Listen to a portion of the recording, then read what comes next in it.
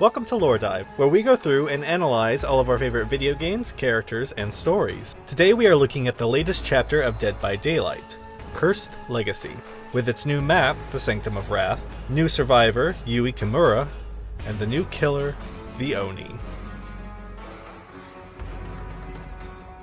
The Yamaoka Estate, Sanctum of Wrath. Far from the main house of the Yamaoka Estate lies a once opulent, but now overgrown shrine.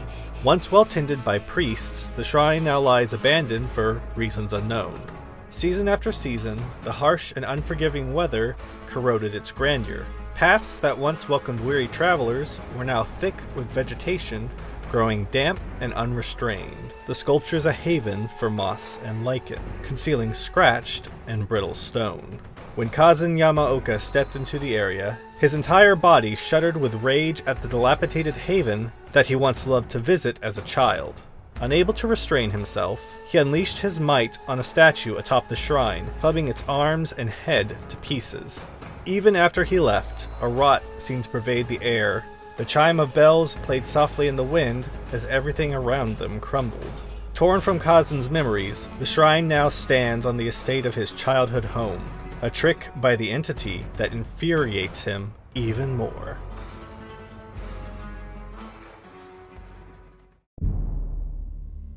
Yui Kimura, the hardened street racer. Despite her traditional upbringing, Yui Kimura raced scooters in her hometown of Hida, where she earned the reputation of being able to do the impossible with very little. Her father did his best to steer her away from what he believed to be masculine pursuits, but her grandmother secretly shared with her grandfather's engineering manuals and notes on car and motorcycle engines. Yui read her grandfather's manuals and learned fast. She was able to not only maintain her scooter, but she modified the engine so that she could compete with the other boys on motocrosses. With her grandfather's good luck hachimaki wrapped around her arm, she raced local boys who, unable to keep up with her, attempted to work together to orchestrate her defeat with no success.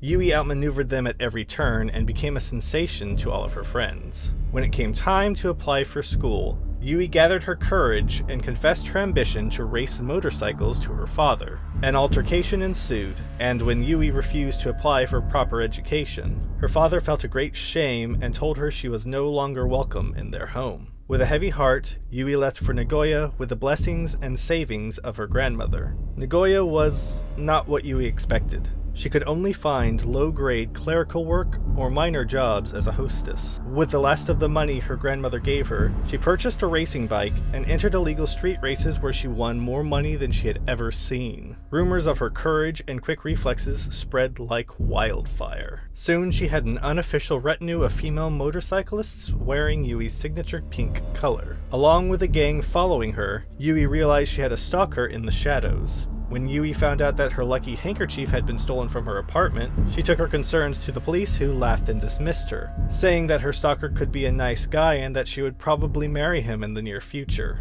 One evening, Yui returned home to find the stalker in her apartment, going through her things. He hadn't seen her, and she wasn't sure what she was going to do, but the sight of him going through her clothes was too much to bear. She yelled at him to leave. This is when the stalker turned on her with a knife. He lunged at her, but she evaded his attack, causing him to hit the wall and drop his knife. Without hesitation, Yui tackled him. They rolled over on the ground, exchanging desperate blows. Yui took more hits than she ever had experienced racing scooters in Shirakawa. With a surge of adrenaline, she managed to overpower her stalker, snatching the knife from the floor and holding the razor-sharp blade to his neck. When the police reached her apartment, they took him away and rushed Yui to the hospital for trauma. X-rays revealed that she had broken her arm and foot in several places. It wasn't long before her gang showed up one by one, and together they helped her pay her medical bills. Rehabilitation was difficult, but Yui never gave up, and with the support of her gang, she steadily recovered until she was ready to race once again. Yui's first race after the attack, her gang presented her with a new pink hachimaki, with their signatures and good luck messages written all over it. Yui vowed that she would help other women with her winnings and influence. Her gang became known as the Sakura 7 Gang. They all wore pink hachimakis as a symbol of unity and support for women needing help from stalkers and abusers. The Sakura 7 grew beyond the 7 members, and Yui's pink signature became synonymous with women's empowerment. At street races, women would line up in droves to support her. After winning 7 straight races in a row, she attracted the attention of a sponsor. She not only earned a spot at the All Japan Moto Championship, but was the youngest woman to ever race and win in the prestigious event. Her sponsorship soon tripled, so too did her gang. But everything came to a staggering halt at the illegal Tokyo Kick 3000 street races.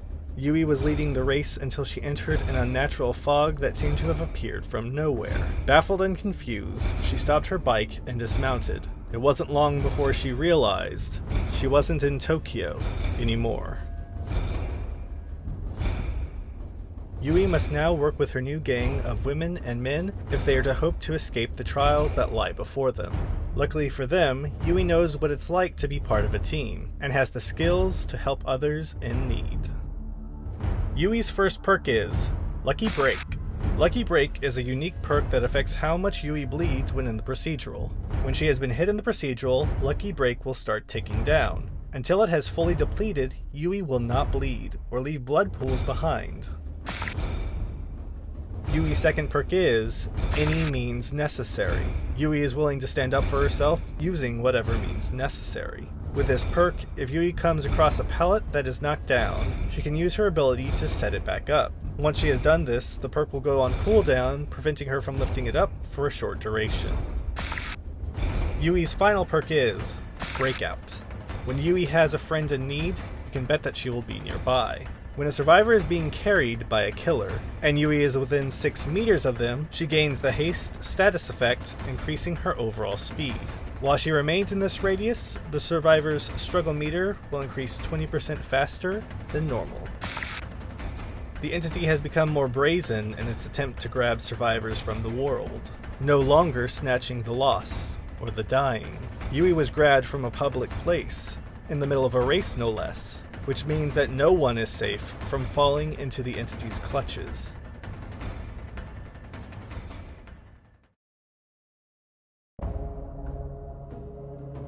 Kazan Yamaoka, the Oni.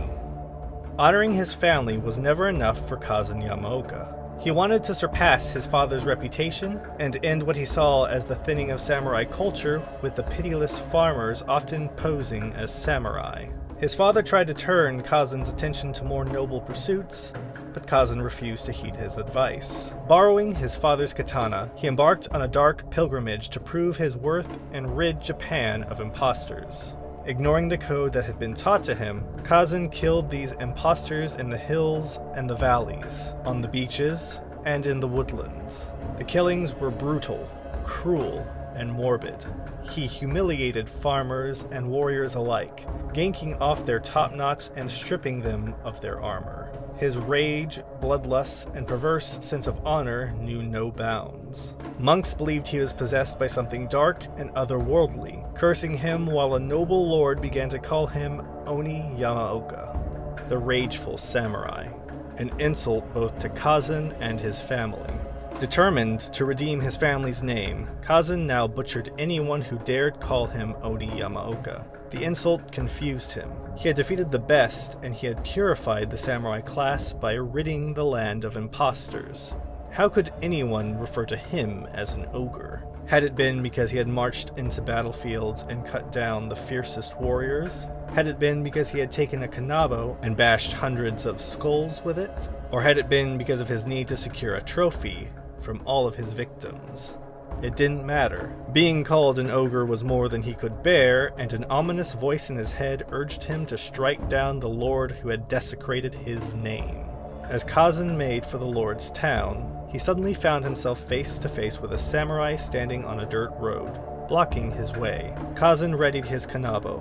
Without a word, the samurai attacked and quickly secured the upper hand. But he hesitated. With a devastating blow, Kazan crushed the samurai's head and cracked his helmet. As Kazan approached the fallen samurai, he saw his father's face and staggered back to his haunches. His father stared at Kazan with mingled shame and regret as he issued his last breath. Kazan closed his eyes and screamed in agony until he could scream no more. When he opened his eyes again, his father was gone. Not only had he killed his father, but he had allowed thieves to steal his body for armor. Bitter, lost, and disillusioned, Kazan roamed the land aimlessly with his father's voice rattling in his head, taunting him, reminding him of his failures, sending him into fits of uncontrollable rage. One day, walking in the woods, Kazan happened upon an Oni statue. He stopped and stood motionless for a long moment. The weathered and overgrown statue seemed to be ridiculing him, accusing him of being the imposter samurai he had so desperately sought to destroy. Kazan shook the laughing voice out of his head and half remembered the lord who had ridiculed him as Oni Yamaoka. With renewed anger, Kazan journeyed to a town high up in the snowy mountains where the lord resided. A dozen samurai met Kazan at the gates of the town, and a dozen samurai fell to his kanabo. His speed and strength were unmatched. His rage was incomprehensible. Covered in blood and gore, Kazan battled through the town and soon found the lord hiding in a villa. He dragged him out of a cabinet, sliced his tendons to immobilize him, and watched him beg and squirm like a dog. Without hesitation, he thrust his fist into the lord's mouth and yanked out the wicked tongue that had desecrated his name. Satisfied, Kazan exited the villa to find himself surrounded by dozens of farmers, wielding rusted scythes, sharp pitchforks, and heavy clubs. He survived the first few assaults, but there were too many attackers coming from every direction. Within moments, Kazan was on the ground staring at a cold, indifferent, darkening sky as the farmers took turns stabbing and torturing the Oni who had butchered their beloved lord. The frenzied mob dragged Kazan into a small stone mill to continue the torture, and finally left him to die a slow, agonizing death. When they returned, the mill was filled with a strange black fog, and Kazan's body and the kanabo were nowhere to be found. It was the beginning of a dark legend about a rageful Oni that haunted the town. The Oni's unique power is Yamaoka's Wrath. With Yamaoka's Wrath, the Oni can allow all others to feel the brunt of his pure rage and fury. When a survivor is injured, they will start to drop blood orbs. The Oni can absorb these orbs until his power gauge is filled. Once filled, he can activate Blood Fury.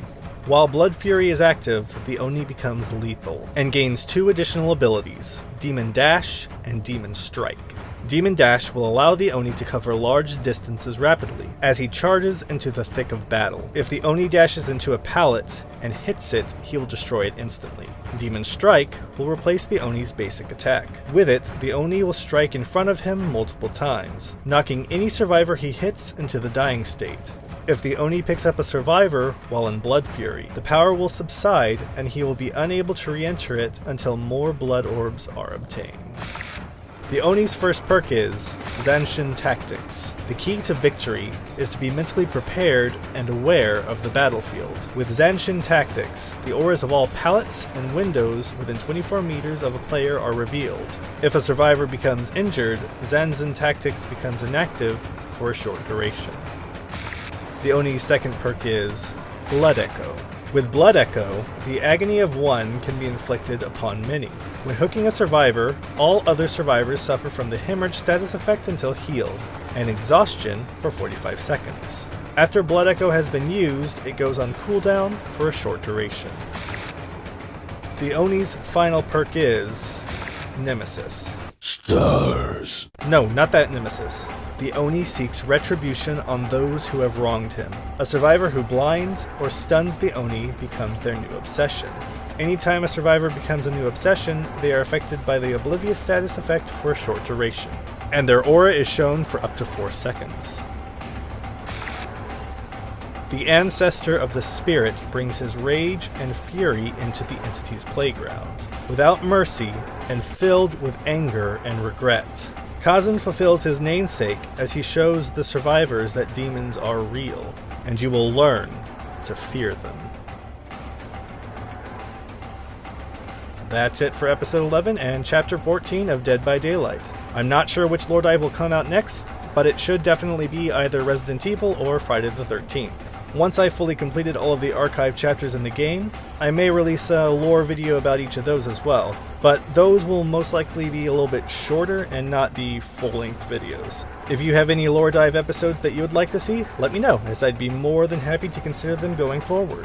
I know that with the dreary weather, it can get kind of moody out there, so remember to take care of yourselves out there because that's the most important gift that you can give. I hope that you all have happy holidays, and like always, I'll see you next time.